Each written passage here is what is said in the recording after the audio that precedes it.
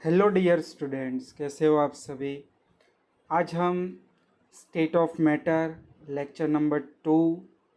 Last lecture में हमने basic जो इंटरेक्शंस होते हैं, इंटरमोलिकुलर फोर्सेस होते हैं, उनके बारे में पढ़ा था।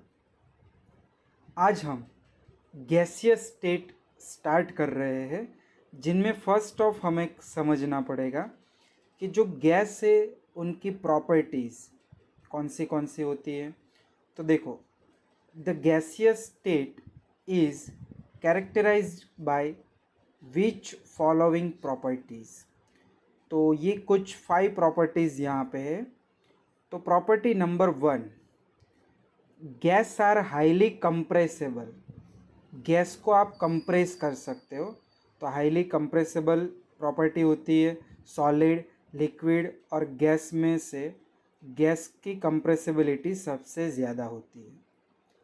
Point number 2, gas extract pressure equally in the all direction. मान लो आपने एक कंटेनर में कोई गैस फिलअप किया है, ये सारे गैस के मॉलिक्यूल्स है। तो यहाँ पे गैस का जो प्रेशर ऊपर के एरिया में होगा, वही प्रेशर आपको नीचे भी मिलेगा। यानी गैस का जो प्रेशर होता है वो सभी डायरेक्शन में इक्वली डिस्ट्रीब्यूट होता है। फिर एक डेंसिटी, तो density equals to mass by volume. हमें पता है कि सॉलिड में constituent particles are arrange very close, और गैस में constituent particles are arrange very fairly, दूर दूर अरेंज होते हैं, फ्रीली होते हैं। तो यहाँ पे गैसियस स्टेट में per unit volume number of molecules कम हो जाएंगे। इसीलिए जो मॉलिक्यूल्स का एटॉमिक मास, मॉलिक्यूलर मास होगा, वो यहाँ पे डिक्रीज कर जाएगा। इसीलिए गैस की डेंसिटी सॉलिड और लिक्विड के कंपैरिजन में लोअर हो जाती है। तो यहाँ पे दिया है guys have much lower density than the solid and liquid. फिर फोर्थ पॉइंट, तो ऑलरेडी फर्स्ट चैप्टर में हमने पढ़ा है कि गैस के जो मॉलिक्यूल्स है वो पूरे वेसल या पूरे कंटेनर में स्प्रेड हो जाते हैं। इसीलिए गैस का शेप डेफिनेट नहीं होगा, इनका वॉल्यूम डेफिनेट नहीं होगा। तो यहाँ पे दिया है the volume and the shape of gas are not fixed, these assume volume and shape of container. वो कंटेनर के जैसा शेप गेन कर लेगा। और लास्ट प्रॉपर्टी, गैस को मिक्स करने के लिए आपको कोई भी मैकेनिकल वर्क नहीं करना पड़ेगा। तो gas mix इवेंटली and completely in a all proportion without any mechanical work। तो ये कुछ गैस की प्रॉपर्टीज़ थी। चलिए सेकंड, यहाँ पे अब हम स्टार्ट करने वाले हैं गैस के लॉज ऑफ गैस, जिनमें आज हम पढ़ेंगे फर्स्ट लॉ जो दिया है बॉयल्स ने। तो यहाँ पे क्वेश्चन है आपके सामने, explain Boyle's law and derive its equation and plot isothermal graph। तो देखो,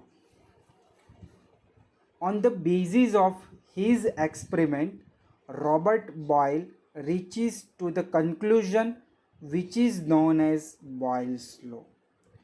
और यहाँ पे ये है Boyle's law।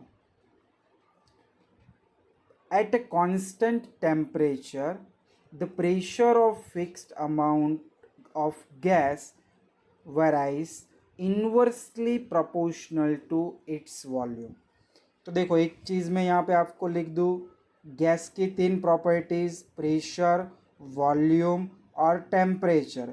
ये तीनों प्रॉपर्टीज़ के ऊपर हमें 3 लॉ पढ़ने हैं, जिनमें पहला लॉ जो है वो बॉयल्स लॉ है, जिन्हें हम अनदर वर्ड में कहते हैं प्रेशर वॉल्यूम रिलेशन। तो बॉयल्स लॉ बोलो या इनको क्या बोलो, प्रेशर वॉल्यूम रिलेशन, तो भी ये बॉयल्स लॉ ही होगा। और ये दोनों के बीच रिलेशन है, प्रेशर और वॉल्यूम के बीच, तो जो थर्ड क्वांटिटी है वो अपनी कांस्टेंट होगी। इसीलिए यहाँ पे लो हमने स्टार्ट किया, at constant temperature the pressure of fixed amount of gas is inversely proportional to its volume. Mathematically it can be written as P proportional 1 upon V at constant temperature and N यानी मोल। अगर gas का amount fix होगा, उसका mass fix होगा, तो उनके जो moles होंगे वो भी कैसे होंगे, कांस्टेंट ही होंगे। इसीलिए यहाँ पे लिखा है कांस्टेंट मोल। फिर देखो ये प्रोपोर्शनल निकाल के हमें K1 लिख दिया। K1 क्या होगा यहाँ पे, proportionality constant. K1 is proportionality constant. Its value depends upon the amount of the gas, temperature of the gas and the unit in which P and V are expressed. तो ये है first Boyle's law. फिर V को हम सामने ले जाते हैं तो PV इक्वल्स टू कांस्टेंट। अभी देखो डेरिवेशन कैसे आता है, P1 V1 equals to P2 V2। ये मैथमेटिकल फॉर्म आपको न्यूमेरिकल्स करने के लिए याद रखना है।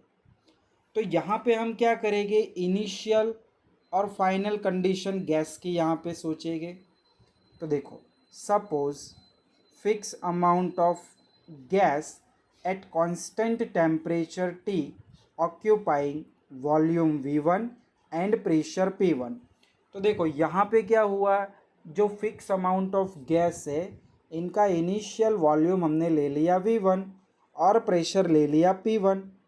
अभी क्या कर रहा है, इनका एक्सपांशन हो रहा है। मान लो यहाँ पे तो लिखा है हमने undergoes expansion so that volume increase up to V2 and the pressure becomes P2। तो यहाँ पे हम according to Boyle's law at constant temperature and mole लिखे। तो देखो इनिशियल कंडीशन यानी P1 ऐसे लिख सकते, P1 V1 equals to K1 यानी कांस्टेंट, और यहाँ पे हमने लिखा P2 V2 equals to K2 यानी कांस्टेंट। दोनों की वैल्यू कांस्टेंट मिल रही है, तो ये दोनों को हम क्या कर सकते हैं, कंपेयर कर सकते हैं। तो P1 V1 equals to P2 V2, ये फार्मूला एग्जाम्पल के लिए समझ के रखना। फिर देखो ऐसे भी हम लिख सकते हैं P1 upon P2 equals to V2 upon V1। चलिए नेक्स्ट यहाँ पे ग्राफ समझना है हमें। तो देखो pressure P against volume V, isothermal graph. Isothermal graph यानी क्या होते हैं, तो जो भी ग्राफ होगा टोटली ग्राफ, ये 600 केल्विन पे 400 केल्विन पे, वो ग्राफ जब हम प्लॉट करेंगे एक्सपेरिमेंट करेंगे तब उनका टेम्परेचर कांस्टेंट होगा। कांस्टेंट टेम्परेचर पे जो भी ग्राफ प्लॉट होते हैं, जो भी कर्व मिलते हैं, उन्हें हम आइसोथर्मल ग्राफ कहते हैं। तो देखो graph of P V equals to constant at constant temperature according to equation number 3। तो यहाँ पे देखो प्रेशर P और वॉल्यूम V। यहाँ पे बॉयल्स लॉ हमने पढ़ा P प्रोपोर्शनल 1 अपॉन V। तो देखो प्रेशर और वॉल्यूम इन्वर्सली प्रोपोर्शनल है। इनका मीनिंग क्या होगा, अगर प्रेशर इंक्रीज होगा तब वॉल्यूम क्या होगा, डिक्रीज होगा। या इसको उल्टा बोलो, प्रेशर डिक्रीज होगा तब वॉल्यूम क्या होगा, इंक्रीज होगा। तो देखो ग्राफ में अभी समझो, तो यहाँ पे आप देख सकते हो जैसे जैसे प्रेशर डिक्रीज कर रहे हैं यानी ग्राफ नीचे आ रहा है, तो वॉल्यूम भी आगे इंक्रीज हो रहा है। ये 600 पे, सेम एज टेम्परेचर 400 पे और 200 पे मिलेगा। देखो यहाँ पे एक्सप्लेन किया हुआ है। This graph is curve when a temperature T changes 200, 400, 600, different types of curve obtained.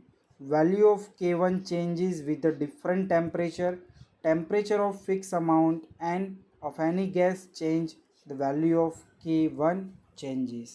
तो टेम्परेचर चेंज करोगे, वॉल्यूम चेंज, गैस का अमाउंट चेंज करोगे, तो जो कांस्टेंट होगा उनका वैल्यू भी चेंज होगा। अभी आइसोथर्मल ग्राफ किने कहे, तो मैंने पहले ही डेफिनेशन दे दी थी कि every curve of constant temperature is known as isothermal. Constant temperature पे जो भी कर्व होते हैं उन्हें हम आइसोथर्मल कर्व कहते हैं। तो यहाँ पे हमने जब प्रेशर अगेंस्ट वॉल्यूम का ग्राफ प्लॉट किया तब हमें ये आइसोथर्मल कर्व मिले। फिर देखो ग्राफ प्लॉट करना है नेक्स्ट,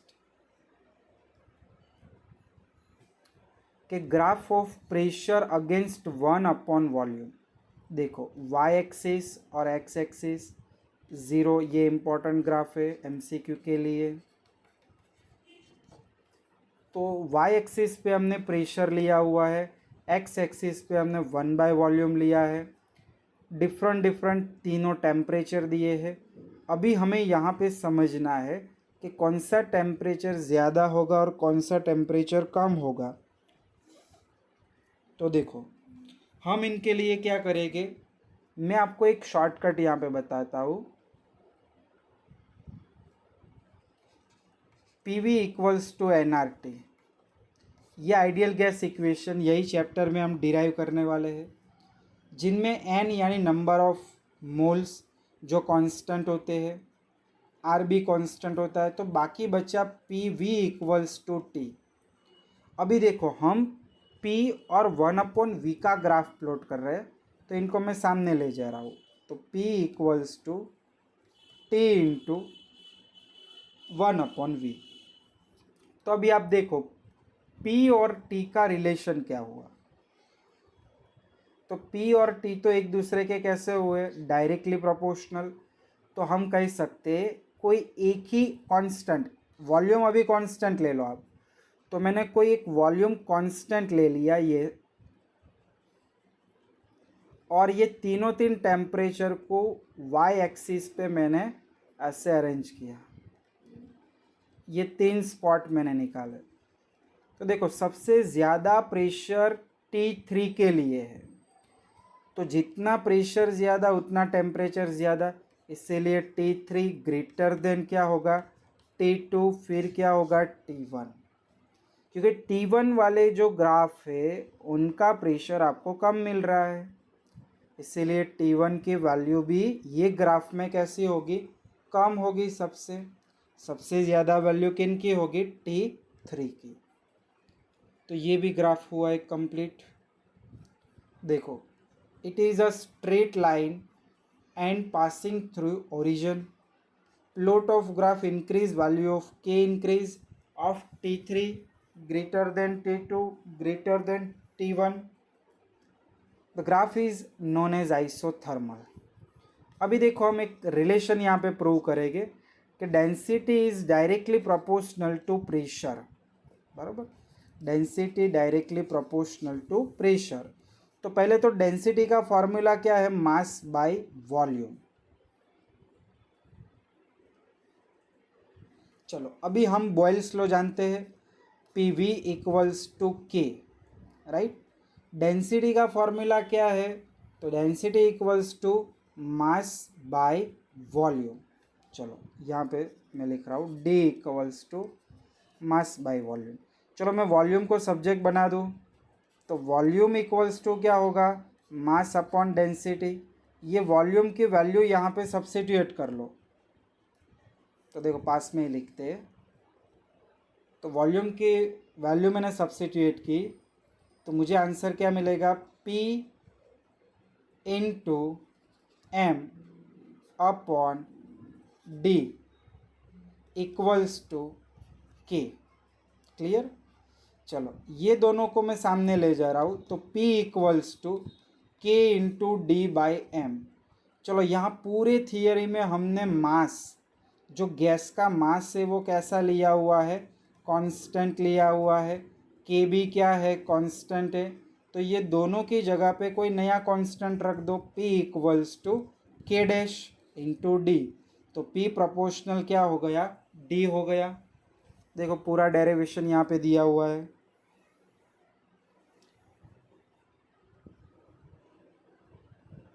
तो इनके बेसिस पे हम क्या कह सकते हैं, equation indicates that constant temperature pressure of fixed amount of gas is directly proportional to its density, P proportional D, ऐसे हम डायरेक्टली कह सकते हैं। फिर देखो एक एग्जाम्पल नंबर 3 करके यहाँ पे दिया है, बट आपकी टेक्स्ट बुक में ये इलस्ट्रेशन नंबर 5.1 होगा। अ balloon is filled with hydrogen at a room temperature. It will burst if pressure exceeds 0.2 bar. If at 1 bar pressure the gas occupies 2.27 liter, up to what volume can be balloon be expanded? तो देखो एक balloon आपके पास है, उनका एक pressure P1 दिया है आपको। यहाँ पर मैं डेटा बना दूँ, P1 1 bar,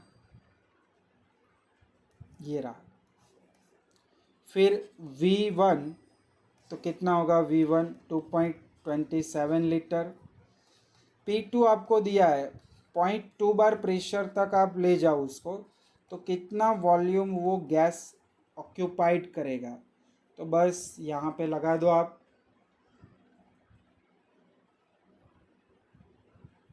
P1 V1 equals to P2 V2, तो यहाँ पे आपका वॉल्यूम मिल जाएगा। तो P1 V1 equals to P2 V2। Clear. और सारे वैल्यू जब सब्स्टिट्यूट करोगे तब आपको फाइनल आंसर कितना मिलेगा, 11.35 लीटर। तो if the pressure increase 0.2 bar it will be burst, so volume is less than 11.35 litre. तो इससे कम वॉल्यूम होना चाहिए।